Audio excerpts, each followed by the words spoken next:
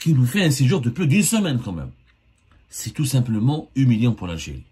Parce que l'Algérie veut absolument demander à Mohammed Ben Salman de ne pas soutenir le Maroc. السلام عليكم متابعي قناة أخبار الساعة. تتعرض القناة يومياً إلى كم هائل من التبليغات أدت إلى الحد من انتشار الفيديوهات. المرجو منكم دعم قناتكم التي تعنى أولاً وآخراً بالدفاع عن المغرب وتنوير الرأي العام بكل ما يتعلق به بخطوات بسيطة هي كالآتي: تسجيل الإعجاب بالفيديو، الاشتراك في القناة، وتفعيل التنبيهات، ثم التعليق على الفيديو، وشكراً. J'insiste. Et ça fait une semaine. C'est un fait inédit. Ça fait une semaine que le chef d'état-major de l'armée algérienne est absent du pays, en visite officielle, dans un autre pays, qui n'est pas une grande puissance militaire, qui n'est pas un grand fournisseur, je parle de ce pays-là, n'est pas un grand fournisseur d'armes pour l'Algérie. Ce n'est pas une armée extrêmement puissante. Il ne fait pas partie des top 5 des armées les plus sophistiquées du monde. Ce n'est pas une puissance nucléaire, du moins pas encore. C'est un pays avec lequel nous avons eu des relations historiques et amicales et importantes, mais ce ne sont pas des relations stratégiques. Saïd Chengraiha, le chef d'état-major de l'armée algérienne, n'est pas séjourne depuis une semaine, non pas aux États-Unis d'Amérique, non pas en Russie, ni en France, ni en Grande-Bretagne, ni qui sont les grandes puissances militaires et qui sont les grandes forces nucléaires, ni en Chine, mais en Arabie Saoudite. Saïd Chengraiha, le chef d'état-major de l'armée algérienne, séjourne depuis une semaine en Arabie Saoudite. Beaucoup d'informations ont circulé sur cette visite. On avait déjà pas mal d'informations que nous avons pu recouper et confirmer, mais on a préféré attendre. On a préféré attendre par respect aux institutions de notre pays. On a préféré attendre avant de donner ces informations et de les analyser avec vous, parce que c'est une situation inédite et franchement inconfortable, pour ne pas dire humiliante pour notre pays. Regardez la posture dans laquelle l'Algérie se retrouve aujourd'hui, elle est humiliante. Vous savez pourquoi Saïd Chengraiha est en Arabie Saoudite depuis plus d'une semaine? Depuis une semaine, on est le 10 février, il est arrivé le 3 février. Pour la simple raison qu'il espère rencontrer Mohammed Ben Salman, l'homme fort, le prince héritier de l'Arabie Saoudite, qui est le premier ministre de l'État saoudien, et de facto, le monarque saoudien. C'est le prince héritier, c'est l'actuel roi d'Arabie Saoudite, l'actuel décideur de la monarchie saoudienne. Il est là-bas depuis une semaine, il a rencontré pas mal d'homologues, il a rencontré tous les dirigeants militaires. Il a pour homme Abdelmajid Tebboune Fahma, qui doit partir en Arabie Saoudite et qui doit attendre que Mohammed Ben Salman accepte de lui accorder une audience. Quand il est parti en Arabie Saoudite, il n'avait aucune garantie qu'il allait être reçu en audience par Mohammed Ben Salman. Ce n'était pas dans son agenda. Pour une raison simple, Mohammed Ben Salman est Premier ministre, n'est plus ministre de la Défense nationale, n'est pas chef d'état-major de l'armée saoudienne. Il était ministre de la Défense nationale en 2015 jusqu'à 2022. Depuis le 27 septembre 2022, ce n'est pas lui. Il est Premier ministre et prince héritier. Celui qui est ministre de la Défense nationale, c'est son frère cadet. On en a parlé, il est âgé de 36 ans. Et Saïd Chengraiha l'a rencontré. Donc, la présence actuelle de Saïd Chengraiha sur le territoire saoudien, je suis désolé, du point de vue purement au niveau de la coopération militaire et technique, n'a pas lieu d'être. Je rappelle que l'Arabie Saoudite ne vend pas beaucoup d'armes à l'Algérie. Ce n'est pas un grand vendeur d'armes pour l'Algérie, ni d'ailleurs un grand vendeur d'armes pour le monde. L'Arabie Saoudite elle-même, elle fait partie des 5 ou 10 plus grands importateurs d'armes au monde. C'est un pays qui est investi dans l'industrie militaire, mais ce n'est pas un pays, c'est pas un foudre de guerre au niveau de l'industrie militaire. Ce n'est pas le Japon, c'est pas l'Allemagne, c'est pas la France, c'est pas la Grande-Bretagne, c'est pas la Russie, c'est pas la Chine, c'est pas les États-Unis d'Amérique. Donc sur le plan technique et militaire, cette durée de séjour n'est pas du tout justifiée. N'est pas du tout justifiée. Et la raison principale, Saïd Chengraiha, officiellement, est parti en Arabie Saoudite pour participer à un événement, qui est le Salon mondial de la défense de Riyad, qui est un événement intéressant, mais ce n'est pas le plus grand événement au niveau de l'industrie militaire dans le monde. Des grands événements sur l'industrie militaire dans le monde, il y en a ailleurs, par exemple à Londres, il y a des salons en France, aux États-Unis, en Russie, il y a d'autres événements. Mais c'est un événement qui commence à devenir très intéressant, qui commence à se faire connaître. Sauf que le salon mondial de la défense de Riyad, il s'est clôturé le 8 février. Il a commencé le 4 et s'est clôturé le 8. Force est de constater que Saïd Chengerha est toujours sur le territoire saoudien. Que jusqu'à maintenant, il n'y a pas eu une confirmation de son retour de la part du ministère de la Défense nationale. Il est resté quand même longtemps. Alors, Saïd Chengerha est arrivé le 3 février. Il a été accueilli dès son arrivée à Riyad par le général de corps d'armée saoudien Mzied Ben Sulayman Al-Amro, qui est le commandant des forces royales de la défense aérienne saoudienne. Voilà, Batoulou en général, Batoulou le commandant des forces aériennes. Le lendemain, le 4 février, donc, il a commencé sa visite, il a participé à l'ouverture de la deuxième édition, parce que c'est uniquement la deuxième édition du Salon mondial de la défense, qui est encore une fois le Salon mondial de la défense de Riyad, c'est un événement intéressant, oui, c'est vrai. 773 exposants de 76 pays. Il y a eu 444 délégations officielles qui représentent 116 pays. Bon, ceci dit, les exposants 76, les visiteurs, c'était les représentants de 176, de 116. 76 exposants, 116 pays, les représentants de 116 pays ont visité ce salon. Alors, il s'est clôturé le 8 avec la signature de 61 contrats pour l'équivalent de presque 9 milliards de dollars. Alors que les Saoudiens espéraient plus de 7 milliards de dollars, presque 8 milliards de dollars de contrats. Ils voulaient que les participants, ils voulaient que les visiteurs, les participants arrivent à conclure des contrats de la valeur de 8 milliards de dollars. C'était 6,9, donc les Saoudiens, les organisateurs saoudiens n'ont pas atteint leur objectif. Mais bon, c'est un salon intéressant, plusieurs pays ont y participé, les questions de la défense, etc. Mais il s'est clôturé le 8.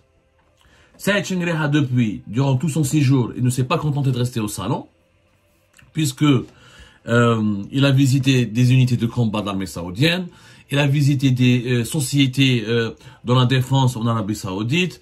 Il était à l'école de commandement et des états-majors des forces armées saoudiennes. Il a rencontré pas mal de hauts responsables saoudiens. Encore une fois, nous n'avons pas une coopération stratégique extrêmement importante. L'Arabie Saoudite n'est pas un fournisseur d'armes important pour l'Algérie. On ne fait pas des entraînements réguliers avec l'armée saoudienne. L'Arabie Saoudite a le Moyen-Orient. On a l'Afrique du Nord. C'est bien d'aller en Arabie Saoudite. Franchement, ce salon, on aurait pu envoyer le secrétaire général du ministère de la Défense nationale. On aurait pu envoyer un général algérien. Le chef d'état-major pour dans un salon où l'Algérie n'achète pas beaucoup. L'Algérie achète auprès de la Russie ou l'Allemagne, un peu l'Italie, un peu l'Afrique du Sud, un peu les États-Unis, aussi la Chine. Mais en Arabie Saoudite, on n'a pas vu c'est politique. Le salon n'était qu'un prétexte.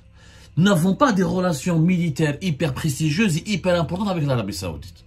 C'est un pays importateur comme nous, c'est un pays dépendant des puissances étrangères pour se fournir en armes. Même, encore une fois, si les Saoudiens ont des ambitions pour se développer au niveau de l'industrie militaire. Derrière, le salon est organisé par une autorité qui est chargée de l'industrie militaire en Arabie Saoudite. GAMI, Arabie Saoudite. Vous pouvez lire sur Internet. C'est une autorité chargée de General Authority for Military Industry. L'autorité générale saoudienne pour l'industrie militaire qui veut développer un petit peu ce secteur en Arabie Saoudite. C'est bien, c'est noble de la part des Saoudiens, mais bon, ce n'est pas stratégique pour nous les Algériens. Nous, si dans nos traditions, si on veut développer l'industrie militaire, ce n'est pas avec l'Arabie Saoudite c'est pas vers l'Arabie Saoudite qu'il faut se tourner. L'Algérie devra se tourner vers la Russie, vers la Chine, vers les États-Unis, vers les grands pays qui détiennent des brevets, qui détiennent les technologies pour la fabrication des armes. Pour ça, c'est compréhensible. Bon, Saïd Chengerha, il a rencontré donc le ministre saoudien de la Défense nationale, le fameux jeune dont nous avons parlé. Il l'avait reçu le 6 février 2023. C'était comment il s'appelle, le frère cadet, c'est le petit frère de Mohammed Ben Salman, c'est le prince Khalid Ben Salman Ben Abdelaziz. Il a reçu le 6 février, il est âgé de 36 ans. On a fait une émission sur l'extraordinaire différence d'âge. Le 6 février, il a visité le centre des opérations de l'armée de l'air saoudienne, Saïd Chengerha. Le 7 février, je crois qu'il a été reçu par le chef d'état-major de l'armée saoudienne. Non, le 7 février, il avait visité 2 entreprises saoudiennes qui sont spécialisées dans le secteur de la défense. Et le 8 février, voilà, c'est là. C'est le 8 février, Saïd Chengueriha a rencontré donc le chef d'état-major de l'armée des forces, le chef d'état-major général des armées saoudiennes, le général d'armée Fayed Ben Hamad El-Rouaili. Normalement, juste après cette visite, notre monsieur Chengueriha devrait rentrer au pays. Il devrait rentrer au pays, c'est bon, il a rencontré tous ses homologues militaires, mais jusqu'à maintenant, Saïd Chengueriha n'a pas donné signe de vie. Et selon nos informations, il espérait qu'il y avait des négociations, des pourparlers. La délégation algérienne avait demandé est-ce que Mohammed Ben Salman, le premier ministre saoudien et l'homme fort de l'Arabie Saoudite, accueille Saïd Chengueriha le 9. Nous sommes aujourd'hui le 10, il n'y a pas eu d'audience. Donc, jusqu'à preuve du contraire, et je parle au conditionnel, je ne sais pas si Saïd Chengueriha va prolonger encore une fois son séjour en Arabie Saoudite dans l'espoir d'être reçu par Mohammed Ben Salman, mais en tout cas, son retour n'a pas été acté, n'a pas été encore annoncé. Il est donc fort probable que la délégation algérienne reste encore, que Saïd Chengueriha, le patron de l'institution militaire algérienne, reste encore en Arabie Saoudite, dans l'espoir, dans l'attente et dans l'espoir toujours d'être reçu par Mohammed Ben Salman. Ce qui nous fait un séjour de plus d'une semaine quand même. C'est tout simplement humiliant pour l'Algérie. Pour une raison qui est simple, Mohammed Ben Salman n'a pas envie de rencontrer Saïd Chengueriha. Si Mohammed Ben Salman avait ou la voulait vraiment rencontrer Saïd Chengueriha, ça fait plus d'une semaine qu'il est là, il aurait pu le recevoir durant tout ce séjour. Voilà, il y avait un salon entre le 4 et le 8, le premier ministre saoudien aurait pu, dans son agenda, trouver 1 heure. Voilà. Si, dans son agenda, il n'a pas voulu, ou il n'a pas pu, ou il n'a pas, parce que vouloir c'est pouvoir, c'est l'homme fort de l'Arabie Saoudite, Mohammed Ben Salman, c'est un roi. C'est son royaume. S'il voulait réellement accepter la demande algérienne, ou s'il voulait exaucer le vœu de la délégation algérienne de le rencontrer, il aurait aménagé 1 heure. Maintenant, est-ce qu'il leur a promis de les recevoir le week-end, ce dimanche, ou le lundi, ou est-ce que Saïd Chengueriha va rester encore une fois 1 semaine en Arabie pour rencontrer Mohammed Ben Salman? C'est terrible. L'Algérie, elle est dans la position, cette puissance régionale, ce pays très souverain, nous avons été réduits dans la position du pays qui supplie un rendez-vous avec Mohammed Ben Salman. Ça ne se fait pas. Ça ne se fait pas. D'abord, Mohammed Ben Salman n'est pas ministre de la Défense nationale, il ne l'est plus, il n'est pas chef d'état-major de l'armée saoudienne. Sur le plan du protocole, il est dans son droit de ne pas vouloir rencontrer Saïd Chengueriha. L'équivalent de Mohammed Ben Salman, c'est Abdelmajid Tebboune. Donc je ne comprends pas pourquoi Saïd Chengueriha a été envoyé en Arabie Saoudite pour... Moi je comprends, je sais pourquoi. Saïd Chengueriha a été envoyé par Abdelmajid Tebboune en Arabie Saoudite et Saïd Chengueriha, d'après mes informations, n'était pas chaud pour cette visite. N'était pas chaud. Dès le départ, il n'était pas enthousiaste, il ne partageait pas. C'est l'insistance d'Abdelmajid Tebboune. C'est Abdelmajid Tebboune qui a beaucoup insisté pour lui dire tu dois aller là-bas et tu dois demander audience et on va demander audience avec Mohammed Ben Salman. Pourquoi? Parce que l'Algérie veut absolument demander à Mohammed Ben Salman de ne pas soutenir le Maroc et d'intervenir auprès des Émirats Arabes Unis qui sont en train de faire des manœuvres hostiles, d'armer le Maroc, de soutenir les Israéliens et de s'ingérer dans les affaires de la Mauritanie, du Sahel, dans les pays du Sahel, en Libye et au Soudan et qui... L'Algérie, elle a peur, elle a de plus en plus peur et elle se sent de plus en plus menacée par cette alliance militaire, sécuritaire, économique entre le Maroc et les Émirats Arabes Unis. La crise avec le Mali, les problèmes avec le Mali, les relations tendues, même s'ils ne sont pas aussi tendus comme avec le Mali, mais ça reste quand même instable et plus ou moins tendu avec le Niger, même si l'Algérie essaie de faire un effort pour gagner les faveurs du Niger. Ça reste des relations instables. La percée, les capitaux émiratis qui ont été mis à la disposition du Maroc pour investir, s'ingérer, séduire les élites maliennes et les élites, ce qu'on appelle aujourd'hui le nouveau groupe de pays, la nouvelle alliance, le nouveau groupe géopolitique, le nouveau bloc géopolitique a été créé au sud de l'Algérie, dans le Sahel, l'alliance des États du Sahel, le Burkina Faso, le Niger, et le Mali, il y a une présence marocaine, il y a une nouvelle stratégie marocaine pour les séduire, pour faire des partenariats avec eux, pour proposer un corridor jusqu'au Sahara occidental. Les investissements émiratis, ce sont les capitaux émiratis qui ont donné des ailes à la diplomatie marocaine, parce que le Maroc va disposer de capitaux importants à proposer aux pays du Sahel pour les attirer vers lui, pour créer des infrastructures communes, des investissements communs, et notamment pour aussi développer, faire du Sahara occidental un nouveau pôle, parce que les États du Sahel sont sortis de la CEDEAO, la communauté des États d'Afrique de l'Ouest, donc ils n'ont pas un accès à la mer, et l'Arabie Saoudite, le Maroc avec les Émiratis, avec l'appui des Émiratis, veulent leur proposer un accès à la mer, à l'Atlantique, via le Sahara occidental, en convainquant la Mauritanie de rejoindre aussi ce partenariat, à savoir créer des bases logistiques pour le transport des personnes et des marchandises et des biens et transport des biens et des marchandises et des personnes via une nouvelle route qui va du Sahara de Dakhla et de l'Aïon jusqu'à en passant par le territoire mauritanien jusqu'aux capitales des États de la nouvelle alliance des États du Sahel. Ça fait peur énormément à l'Algérie, qui se sont ceinturés, qui se sont menacés, d'autant plus que le Maroc aussi, avec les capitaux émiratis, voit que le Sahara occidental, il y aura beaucoup d'investissements importants. On parle d'un hub, d'un grand port à Dakhla, d'un nouvel aéroport à Dakhla au Sahara occidental, de présence militaire accrue, les Israéliens qui sont aussi dans le jeu, sans parler de ce que les Émiratis font ou essayent de faire en Tunisie, en Libye et en Mauritanie.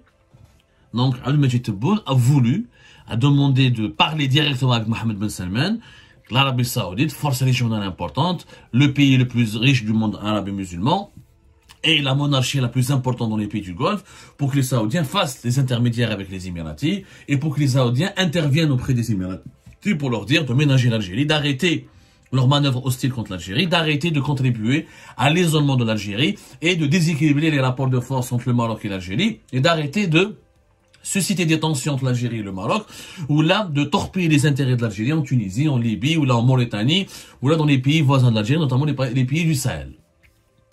C'est ça l'objectif de la visite de Saïd Chengria. C'est pas le salon mondial de la défense. Le salon mondial de la défense, visiter les installations de l'armée saoudienne, visiter des entreprises saoudiennes. Ça, c'est des prétextes.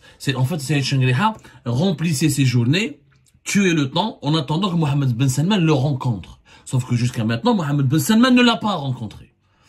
Et que s'il voulait le rencontrer, il l'aurait déjà rencontré. Maintenant, est-ce que Mohammed Ben Salman fait exprès pour humilier l'Algérie? Parce que dès le départ, Mohammed Ben Salman ne s'entend pas avec l'Algérie, avec le régime algérien. Il a boycotté le sommet des chefs d'État de la Ligue arabe en novembre 2022. Il a prétendu qu'il était malade. Alors, quelques jours plus tard, il est parti jusqu'au bout de l'Asie.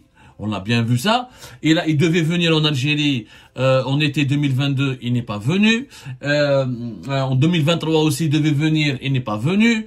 Les rapports, ça reste des rapports très froids. La coopération, elle est vraiment à peine formelle. Chefna, comment les Saoudiens, le retour de la Syrie en 2023 au sein de la Ligue arabe, comment les Saoudiens ont ignoré la présidence algérienne qui dirigeait l'instance, le conseil exécutif de la Ligue arabe. Comment l'Algérie a été écartée, mais à l'écart. Elle n'a pas été associée aux réunions d'Arabie Saoudite, aux négociations entre l'Arabie Saoudite et la Syrie. Comment l'Algérie a été ignorée. Et chefna, le rôle des Saoudiens, mis à part quelquefois des ministres saoudiens qui viennent à Alger pour essayer de garder le minimum vital, mais on le voit bien, Mohammed Ben Salman nargue l'Algérie. Zid, le plus inquiétant, et c'est ce qui a inquiété le régime algérien, c'est la circulaire, la circulaire signée par Mohammed Ben Salman le 15 janvier 2024. L'Arabie Saoudite a donné ordre à toutes ses institutions de ne plus parler du Sahara occidental, mais de parler du Sahara marocain. Et cette décision a fait peur au régime algérien. Au moment où il y a l'alliance maroco-émirati se renforce au Sahel et essaie d'avoir une emprise sur la Mauritanie et les Émiratis jouent un rôle de plus en plus influent en Libye et au Soudan, l'Arabie Saoudite ne veut plus parler du Sahara occidental. Elle a donné comme ordre de pratiquement, il y a une interdiction officielle et formelle. Les autorités saoudiennes interdisent à tous les organismes gouvernementaux saoudiens de parler de Sahara occidental. On ne parle que de Sahara marocain. Donc, ce nouveau alignement saoudien sur le Maroc a beaucoup inquiété le régime Tebboune. Et c'est l'un des sujets de discussion que Saïd Chengriha a envie de voir, a envie de parler, a envie d'aborder avec Mohamed Ben Salman. L'Algérie veut demander à l'Arabie Saoudite de ne pas rejoindre, l'Arabie Saoudite, elle est alliée du Maroc et des Émirats, mais de ne pas participer encore plus gravement, plus financièrement, militairement, de façon plus active, à cette alliance et à ces manœuvres hostiles contre l'Algérie. Parce que l'Algérie se sont ciblés par les manœuvres émiraties et marocaines dans la région. Et elle veut demander à l'Arabie Saoudite de jouer le rôle du médiateur et d'intermédiaire et d'être le juge qui doit rappeler à l'ordre celui qui agresse l'autre, celui qui menace l'autre. Pour garantir la paix régionale, parce que l'Algérie sent que la paix régionale, elle est menacée par l'ingérence accrue et intense de la diplomatie émiratie, des réseaux, du lobbying, des réseaux et des lobbies émiratis de leur réseau, et de ce soutien militaire, financier, de plus en plus considérable et important, apporté au Maroc. C'est noble de la part du régime algérien de vouloir négocier avec Mohamed Ben Salman, de vouloir l'associer à une négociation et d'essayer de le faire raisonner. C'est tout à fait noble. Mais il faudrait qu'il y ait, si l'Algérie voit qu'il n'y a pas de prix, il faudrait qu'il y ait des prédispositions de la part de Mohamed Ben Salman de nous parler. Si Mohamed Ben Salman nous nargue, il ne veut même pas nous accorder une audience, l'Algérie doit se raviser. Il faut à un moment donné être crédible et sauver son honneur. Et il ne va pas vouloir te recevoir, je rentre à Alger. Je fais mon compte rendu, ma habchit la Kabyle. Il y a d'autres canaux, et après il faut se poser la question. Pourquoi Mohamed Ben Salman, depuis 2021, jusqu'à aujourd'hui, il se détourne de l'Algérie, il ne veut pas venir en Algérie, il nargue l'Algérie, il ignore l'Algérie, et il pratique une politique clairement anti-algérienne, peut-être qu'elle n'est pas aussi violente, aussi brutale que celle des Émirats, qui clairement ont une position pro-marocain très active, surtout avec la visite de Mohamed VI. C'était en été, c'était Abu Dhabi Mohamed VI. C'était récemment, c'était en décembre 2023, la fameuse visite de Mohamed VI à Abu Dhabi, visite 2023, elle a scellé une alliance claire, où les Émiratis, on est prêt à mettre des milliards au Sahara occidental, à transformer le Sahara occidental. On a un nouveau hub diplomatique, économique, géopolitique, dans l'Afrique subsaharienne. Et là, nous assistons à des tournants au niveau de la région, sur la scène régionale. On assiste à l'avènement de nouvelles forces, de nouveaux lobbies, de nouveaux blocs, où l'Algérie, malheureusement, se sent très bousculée, très menacée. C'est légitime de la part de l'Algérie. Mais il faut se poser la question, il faut se poser une fois pour toutes la question, pourquoi nous avons trop d'ennemis? Pourquoi Mohamed Ben Salman, est-ce qu'à l'époque de Bouteflika, un dirigeant algérien aurait attendu une semaine en Arabie Saoudite pour rencontrer le prince héritier saoudien? Jamais de la vie. Est-ce qu'à l'époque de Bouteflika, on suppliait pour rencontrer l'homme fort de l'Arabie Saoudite? Jamais de la vie. Aujourd'hui, il faut se poser la question. Pourquoi on a autant d'ennemis? Pourquoi on est rejeté par tant de pays importants dans la région? Pourquoi nous avons des relations assez tendues avec les pays les plus importants sur le plan économique et géopolitique? Parce que le régime actuel a multiplié les maladresses, les bourdes, il ne rassure pas, il ne jouit pas de la crédibilité nécessaire pour que les puissances de la région puissent traiter avec lui. Rabbi Djibel Khair, que Dieu protège l'Algérie et les Algériens. Peut-être que Mohamed Ben Salman va finir par accepter la demande d'audience de l'Algérie, mais au bout d'une semaine, même si Mohamed Ben Salman va recevoir Saïd Chengriha le 10 février, ou peut-être demain le 11 février, ça restera quand même une humiliation pour l'Algérie, parce que attendre plus d'1 semaine pour rencontrer Mohamed Ben Salman, ça fait de l'Algérie un pays qui n'est pas prestigieux, un pays inférieur à l'Arabie Saoudite. Or, ce n'est pas le cas. Nous avons un passé plus prestigieux que l'Arabie Saoudite.